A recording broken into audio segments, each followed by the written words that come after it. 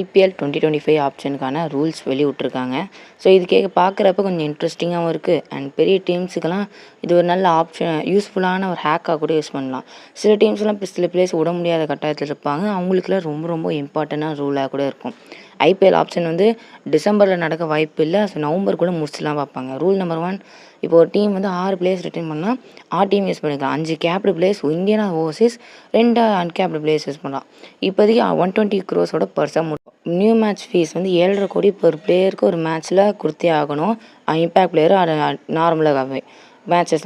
Overseas player must mega ஆப்ஷனில் பேர் register பண்ணியிருக்கணும். பிளேயர்ஸ் வந்து சப்போஸ் நடுவில், அதாவது முதலே நாங்கள் வரமாட்டோம் சொல்லிட்டு ஆப்ஷனில் பிக் பண்ணதுக்கப்புறம் அவங்கள பேன் பண்ணிடுவாங்க. இம்பேக்ட் பிளேயர் ரூல் இந்த வருஷம் நடந்தால் ஆகும் சொல்கிறாங்க. அண்டு இந்த main rule, capped Indian players வந்து 5 வருஷம் டீம் இந்தியாவில் ஆடலைன்னா அவங்க அன்கேப்டு பிளேயராக. நம்பர் 1 பார்க்க போகிறது என்னென்னா, ஒரு டீம் வந்து மேக்ஸிமமாக 5 கேப்டு பிளேயர் ரிட்டைன் பண்ணலாம். ஆனால் 2 அன்கேப்டு பிளேயர் ரிட்டைன் பண்ணலாம். So first retention 18 crores, second retention 14 crores, third retention 11 crores, fourth retention 18 crores, ஃபிஃப்த்துக்கு ரிட்டேஷன் 14 crores, அண்ட் சிக்ஸ்த் அது அன்கேப்டு ரிட்டேஷன் வந்து 4 crores சொல்லியிருக்காங்க. ஸோ இதெல்லாம் கேல்குலேட் பண்ணி பார்த்தா 75 crores கேப்டு பிளேயர்ஸுக்கும் 4 crores uncapped players. Rule number 2, இந்த ரூலில் என்ன சொல்லியிருக்காங்கன்னா, டீம் வந்து 120 crore பர்ஸோட போகிறாங்க. ஸோ இது என்ன யூஸ்னால், பெரிய நேம்ஸ், அதாவது பிக் நேம்ஸ் எல்லாம் வேறு டீம் போடுறதுக்கான வாய்ப்பு அதிகமாக இருக்குது. அவங்களுக்கு சில அமௌண்ட்டை அலாகேட் பண்ணியிருப்பாங்க. அண்ட் இந்த 2026 ஆப்ஷனுக்கு வந்து 151 crores, 2027 ஆப்ஷனுக்கு 157 crores. ரூல் நம்பர் 3, ரூல் மூலயமா ஒரு பிளேயர் 7 லட்சம் பெர் மேட்சுக்கும் அடிஷ்னலாக 1.5 கோடியும் பெர் மேட்சுக்கும் வாங்கலாம்.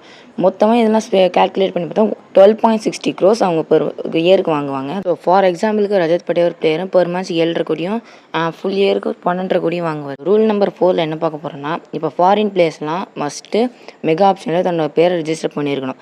பல்லனா அவங்க அடுத்த சீசன் பேன் பண்ணுவாங்க. ஏன்னா மிச்ச ஸ்டாக் கம்பெனிஸ்லாம் அந்த மாதிரி தான் பண்ணிட்டு வருவாங்க.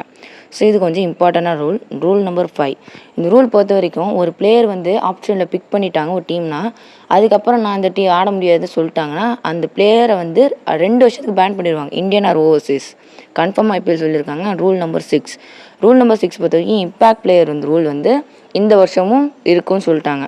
2025 to 2027 சைக்கிளில் இருக்குது. அடுத்த மெகா ஆப்ஷனில் மாற சான்ஸ் இருக்குன்னு சொல்லியிருக்காங்க. ஸோ இது மூலயமா ஆல்ரவுண்டர்ஸோட டேலண்ட் போயிடும். ஸோ ஃபஸ்ட் இன்னிங்ஸில் பேட்டிங் சூஸ் பண்ணி செகண்ட் இன்னிங்ஸில் ஒரு பவுலர் கூட இம்பேக்ட் பிளேயர் எடுத்துடலாம். ஸோ நிறைய கிரிக்கெட் இன்ஃப்ளூயன்சர்ஸ் இதை பற்றி தான் பேசுகிறாங்க.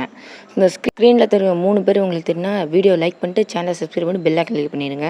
ஸோ நம்ம நெக்ஸ்ட் ரூல் போவோம். ரூல் நம்பர் 7 பார்த்தீங்கன்னா அன்கேப்டு பிளேயர் ரூல் தான். அவங்க வந்து எப்படின்னா 5 வருஷம் பிசிசிஐ கான்ட்ராக்டில் பிசிசிஐ பிளேயிங் லெவலில் அது இந்தியன்ஸ் மட்டும்தான், ஃபாரினர்ஸ் கிடையாது.